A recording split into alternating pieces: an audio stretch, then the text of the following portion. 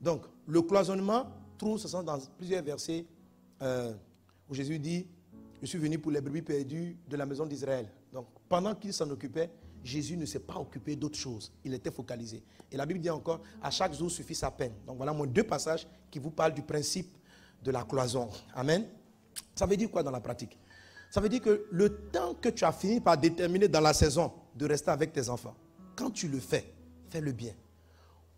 Mets une cloison entre ton travail et les qualités de moment que tu passes avec ta chérie ou avec ton chéri. Quelqu'un est avec moi? Il y a beaucoup de gens, surtout les gens très responsables dans la tête, des gens qui font bien ce qu'ils font, n'ont pas souvent ce qu'on appelle la cloison dans leur esprit. Quand c'est le moment de faire le bisou, les bisous au mari, le mari doit faire le bisou, il n'a pas mis un mur entre ses horaires de travail et le temps où il est à la maison. Donc, le travail vient rentrer dans le bisou. Vous comprenez? Au moment de faire le bisou et de s'apprécier, le boss m'a dit, au moment du bisou, le travail vient rentrer dans l'heure. Il faut cloisonner. Tu comprends? C'est-à-dire que quand tu as fini le travail et que tu es à la maison, sois à la maison. Parce que si tu es à la maison et que tu es au travail en même temps, c'est comme si tu n'étais pas à la maison. Ta femme et tes enfants vont le sentir. Tu es à la plage avec eux, mais tu n'es pas là-bas. Tu es au téléphone. Oui, règle ça, règle ça. L'enfant est là. Papa, attention, tu n'es pas là. Tu n'es pas là. Si tu viens à la plage, viens à la plage. Si tu vas au travail, va au travail.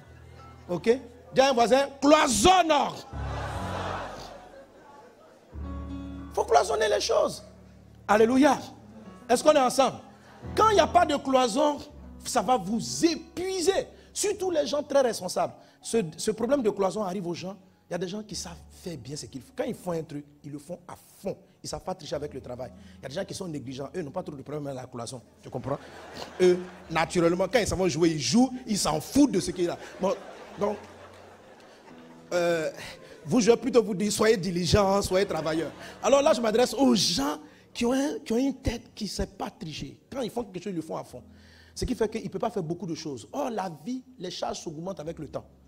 Donc, si vous ne créez pas le système de la cloison, tout votre esprit sera embrouillé et vous allez arrêter de faire beaucoup de choses bien. Amen. Amen. Alors, pour faire ça, il faut avoir confiance en Dieu et puis faire la cloison. Alléluia. Quand tu quittes le travail, il faut le quitter. Même si c'est 30 minutes que tu as privé avec ta chérie, qu'il soit plein et entier. Là, elle sera rassasiée, toi tu seras rassasié. Et après, tu passes à autre chose. Mais si dans ces 30 petites minutes, ton patron vient rentrer dans cette affaire, et tu n'as pas de cloison, alors tu arrives au travail, tu dis, ma femme André, elle est fâchée avec moi. Hein. Non, tu n'es plus au travail, tu es à la maison. Tu arrives au travail, la fille là même, est-ce que c'est bien occupé de mon fils? Tu as laissé ton bébé à la maison. Oh, tu es au travail. Donc, tu es là en train, sur les dossiers, en train de penser à ton bébé. Il faut cloisonner. Parce que tu n'as pas bien fait le travail. Et tes patrons vont te renvoyer. Tu n'es pas focus. Et quand tu arrives à la maison, comme tu es quelqu'un de responsable, tu te dis que tu n'as pas bien laissé. Tu vois. Et ça va commencer à embrouiller ta vie. Et tu vas arrêter de faire le bien. Alors, si tu veux continuer de faire les bonnes choses, il faut manifester la loi de la cloison. Dis à un voisin, la cloison. La cloison. Bon, dis que tu as fait ça. Il faut dire à ta femme, à tes enfants, je saurai cloisonner. Alléluia. Alléluia. Frère, je me prêche aussi à moi. Je crois que quand je vais à la plage avec les enfants, je dois jeter mon téléphone quelque part.